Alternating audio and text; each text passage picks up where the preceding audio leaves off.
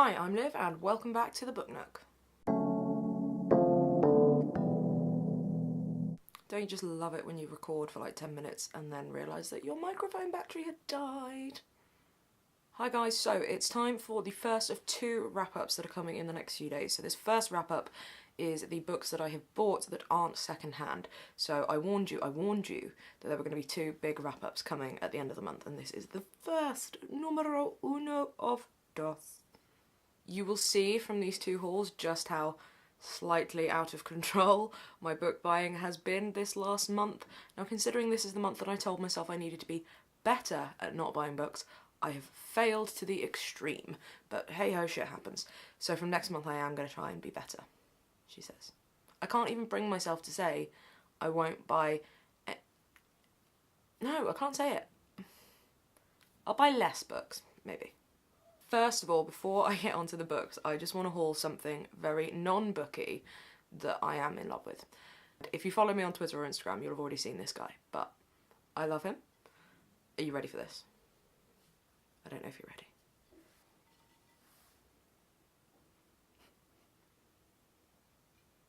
Look at him!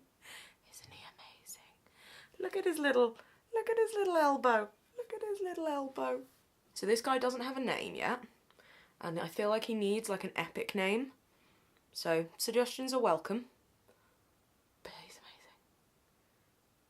Look at his nose. So he's covered in like fake grass, which gets everywhere, but he's just adorable. He's just adorable. I'm going to put him back here so that he can watch proceedings. That's normally where I put the books, so now. So he needs a name, so feel free to suggest names for him. I love him. I do not care that that's £10 that I could have spent on, like, food or, you know, sustenance. This guy's cool. This guy is not. So yeah, that's just something non-booky that I just couldn't resist buying. But let's get to the books. So the first ones that I'm going to haul are a set of 4 graphic novels. Now you guys know that I love Lumberjanes and I've read volumes 1 and 2 and loved those, and I've been holding off on getting volumes 3, 4, 5 and 6 because I didn't want to sort of have them and know that it was ending, but I've caved and I have bought volumes 3. No, hang on. I tried to be clever and put them in reverse order so that I could pick them up and do them sensibly, and then I've undone that. Never mind. Volumes 3, 4, 5, and a 6. So yeah, I've got the next 4 volumes of Lumberjanes, which I absolutely love and I'm going to spend some time with. Even though I don't want to sort of like have it over, I also want to just sit and curl up with Lumberjanes for a day. Then I got myself a copy of a book that I've been resisting buying and then was just powerless. And that is Chris Riddell's Travels with My Sketchbook, and this is a signed edition, which is a big part of the reason why I could not resist any longer. But it's got his squiggle, which I love. It's a little glimpse of sort of Chris Riddell's journey as he was Children's Laureate, spending a lot of time on trains and things like that and doodling, and it's just absolutely gorgeous. I mean, I'll give you a little flick through. I mean, his notebooks. Absolutely gorgeous collection of his little doodles and things. So I just, when I saw we had a signed one come in, I was like, I have to have it, don't I? And then I picked up a copy of a manga book. Now, I don't really ever read manga. I think I read some when I was maybe like 15, 16. A friend of mine was telling me to read. I wish I could remember what series it was. But I read like a few volumes of that when I was, 15, 16, maybe a bit younger. And I did quite enjoy it, but it's just never been something that I've kind of got into. But there's a particular manga series, or I think it's, well, I don't know if it's a series, I know it's definitely 2 so far, that quite a few of my colleagues have all read and been talking about, and I caved, because that's what I do. And that is it's The Girl from the Other Side, Volume 1, but it says Siúil Arun. Story and art by Nagabe. Let's just read the back. Once upon a time, in a land far away, there were 2 kingdoms. The outside, where twisted beast roams that could curse with a touch, and the inside, where humans lived in safety and peace. The girl and the beast should never have met, but when they do, a quiet fairy tale begins. This is a story of 2 people, one human, one inhuman, who linger in the hazy twilight that separates night from day. Now, looking, just flicking through again and looking at the illustrations, it looks absolutely captivating. So this is going to be one that I am quite excited to spend some time with. We didn't have volume 2 in when I was tempted by this one, so I will probably end up getting that at some point then. I'm doing that stupid thing again, holding it by the knot handle. Then I got myself a copy of a book that I thought I already had, but I couldn't find it on my shelves anywhere. It'll probably turn up someday. And that is Imaginary Cities by Darren Anderson. And this is published by the guys over at Influx Press, who are a small press who just publish really, really interesting contemporary things. So yeah, I've been, as I say, I thought I had a copy of this, or maybe I had just been meaning to get it for ages, but hey-ho. So Imaginary Cities is a new work of creative non-fiction roaming through space, time and possibility, mapping cities of sound, melancholia and the afterlife, where time runs backwards, or which float among the clouds. It seeks to move beyond the cliches of psychogeography and hauntology, to not simply revisit the urban past or our relationship with it, but to invade and reinvent it. Hauntology, that may be my new favourite word. Darren Anderson examines the city from a global macrocosm to the microcosm of its inhabitants' perspectives. It rethinks the ideas of utopia and dystopia, urban exploration, alienation and resistance. Imaginary Cities claims that the situationists lacked ambition when they suggested beneath the paving stones of the beach. Instead, beneath the paving stones, we may just be able to discern the entire universe. So this sounds like a really ambitious, sprawling piece of work. But I'm just absolutely fascinated by it, so this is going to be a dippy, I think. And also, that cover. Then I ordered myself a copy of A Strange Little Thing. I think it's more of a sort of pamphlet type thing than a, well, it's not got an ISBN or anything, so it's a pamphlet thing from Zimzilla. And I don't know much about them, but essentially I saw retweeted somebody was talking about this, and you guys know how much I love Kane by Luke Kennard, and that kind of style of completely playing with the page and things like that. I picked up myself a copy of this. I ordered it, and it's Subsequent Death by Aaron Kent, and you can tell from the cover that it's playful in form. So if I just have a little flick through, ain't nothing normal about that, and I love it. So I will post the details down below for Zimzilla and for Aaron Kent, but this just looks like a really intriguing, a little sort of pamphlet-y thing that I just feel like I'm gonna, yeah, sit and gobble that up and have a little play with and explore of that. So Subsequent Death by Aaron Kent. Then I picked up a couple of novels that have been toying with me. No, I've been toying with them. We've been toying with each other. The first one is a new edition of Flowers for Algernon by Daniel Keyes. Is it Algernon or Algernon? Oh, Algernon? Algernon. That dude. It's a bit of a modern classic, but I have never read it, but this new edition is gorgeous and everyone's talking about it again, and look how shiny. Charlie Gordon, a floor sweeper born with an unusually low IQ, has been chosen as the perfect subject for an experimental surgery that doctors hope will increase his intelligence, a procedure that has been highly successful when tested on a lab mouse named Algernon. I don't know. All Charlie wants to do is be smart on her friends, but the treatment turns him into genius. Then Algernon begins to fade. What will become of Charlie? A timeless tearjerker, says the Independent, and I like a bit of tearjerking. So yeah, this new edition tempted me, so I picked up a copy of that, and then I also picked up a copy of a book that loads of my colleagues at work have been talking about, and it's been getting some really good reviews, and I think I have already hauled the second novel by this author. I think. I'm pretty sure I have. I'm getting myself confused with which way around I'm doing things. But it is Pachinko by Jin Lee, and it is a story of a club-footed, cleft-lipped man marrying a 15-year-old girl. The couple have one child, their beloved daughter Sonia. When Sonia falls pregnant by a married yakuza, the family face ruin. But then a Christian minister offers a chance of salvation and new life in Japan as his wife. Following a man she barely knows to a hostile country where she has no friends and no home, Sonia's salvation is just at the beginning of her story. So yeah, a couple of my colleagues, particularly Tracy, has said that this is an absolutely wonderful book. So yeah, I've heard a lot about this, so I'll get around to that one. Then, speaking of wonderful colleagues, I really do work with the best bunch of people, and this isn't going to turn into a video where I talk about how much I love all the guys I work with, but basically, I love all the guys I work with, and I know that a few of them watch. Hey guys, love it, awkward. They're a really, really talented bunch, and one of our booksellers, Lucy, is also a published author. Now, if you guys listen to Wexcast, which is the podcast that I do for Waterstones Exeter, you'll know that we've been talking about her books, and in the most recent episode, I did a little interview with her about her new book, Heartland. Now, Heartland is the second volume in the World Maker trilogy, and the first volume came out a little while ago, but they have rejacketed it to go with Heartland, and these covers are just absolutely gorgeous. So I obviously had to pick up copies of Starborn and Heartland, and the wonderful Lucy signed them for me because she's amazing. So in the first one I got To Livy, the best podcaster and bookseller in the world. Thank you, Lucy. And in the second one, most importantly, and I'm pretty sure this makes this like legally binding or something, she has promised to buy me a castle. That's nice. So I get a castle at some point. Yay. I don't know if I want a moat with my castle. Definitely want turrets.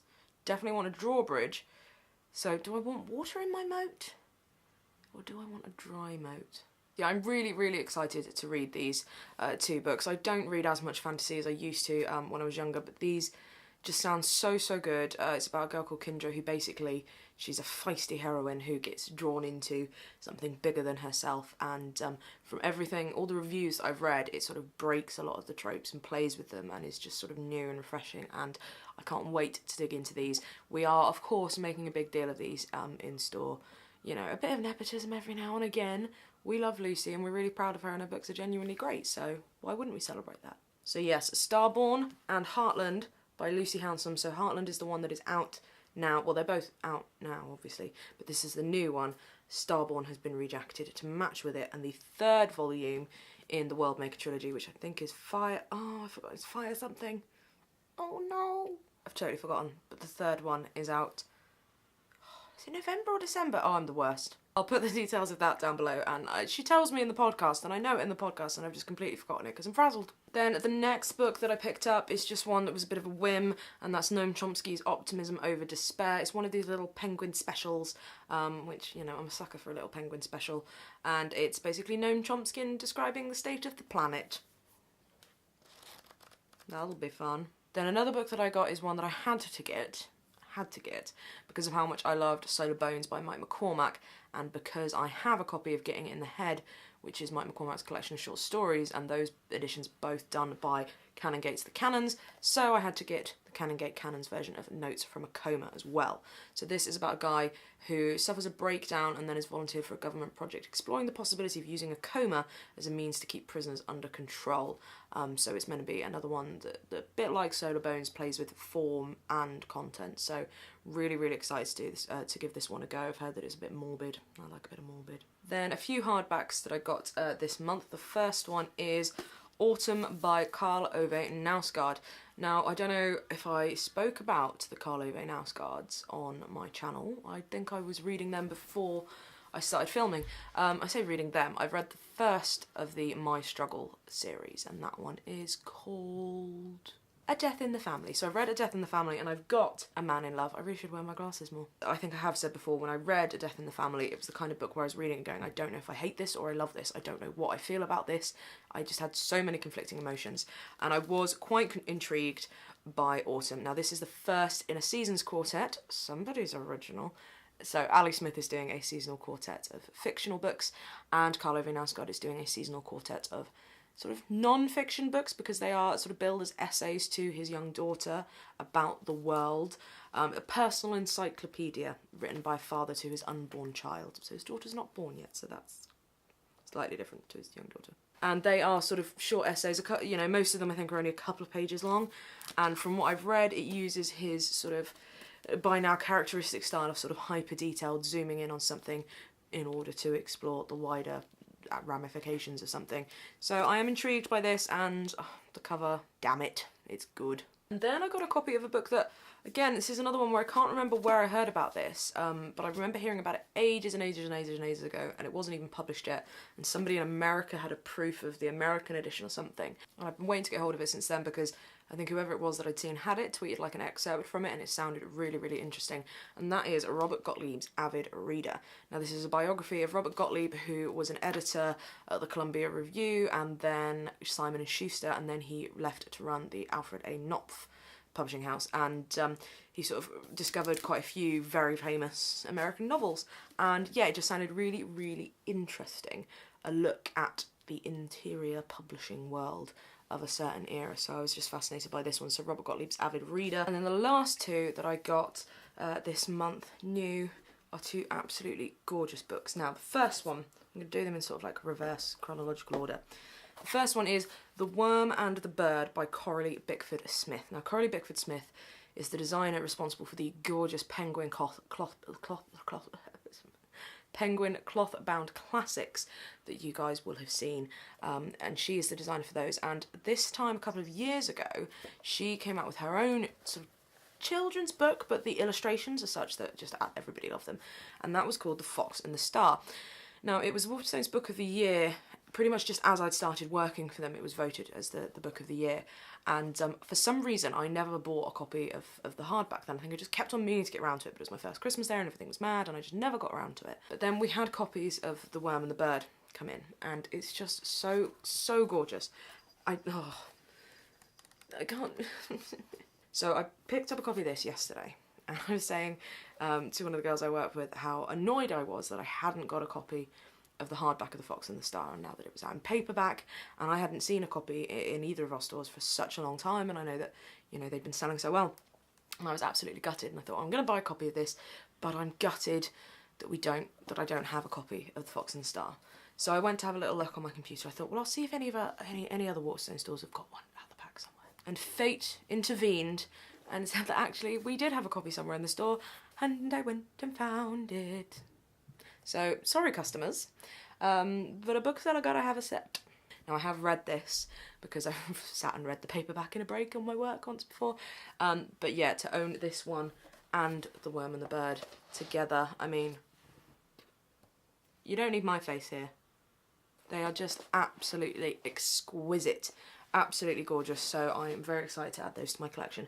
And Karl Bickford Smith has also just designed a load of penguin cloth-bound poetry classics, which have just been coming into store, and sort of every now and again a new bookseller sees one and they're like, oh, these are pretty. They really are. So, I've given myself backache in this chair, that's good. How do I get so tired filming these videos? Any other booktubers find that? As you're recording it, it's quite tiring? Or am I just weak and feeble? Weak and feeble. So, that is the first of 2 big hauls for the end of the month. The books that I have bought new this month. And again, I'm having that sudden realisation that I've got to do a thumbnail. How am I going to hold all these books? I might just hold the gnome. So have you read any of these books that I have just bought? You know the drill, guys. If you've read any of them and you've loved them, have a chat with me down below about them. If you've read them and you didn't like them, just hold off for now, please. But in general, have a little chat with me in the comments down below.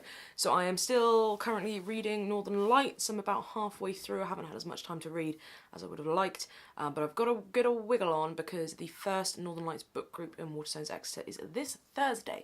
I'm very, very excited to be hosting this with Dave, and yeah, it's going to be a good night, so I need to finish that one. It's really good. I'm definitely well past the point where I can remember the plot from when I read it before. It's all sort of like new to me now. It was that long ago I read it, so it's great and I'm thoroughly enjoying it. So yeah, that's what I'm currently reading at the moment. Then I will be needing to get a wiggle on with All the Light We Cannot See as well. But what are you reading at the moment? Have I tempted you to buy any of these? Not that I've talked about them that in depth because I've only just got them myself. But yeah, any of these books pique your interest? Do you want my gnome? Because you can't have him. You can name him though. Help me name him. So far the suggestions that I've had from people have been Frederick and Archimedes. Dave suggested Dave, but he's clearly not a Dave. I am quite drawn to Archimedes, I have to say, because it does remind me of The Sword and the Stone, the Disney version, which I used to love. So yeah, possibly Archimedes, but I feel like he needs something quite earthy. I don't know. Help me name him. I'm open to like multiple names. He can be like double, triple barrel, I don't care. But give me some fun names for my weird wizard gnome. So, I'm off. Thanks for watching. See you in the next one. That was new.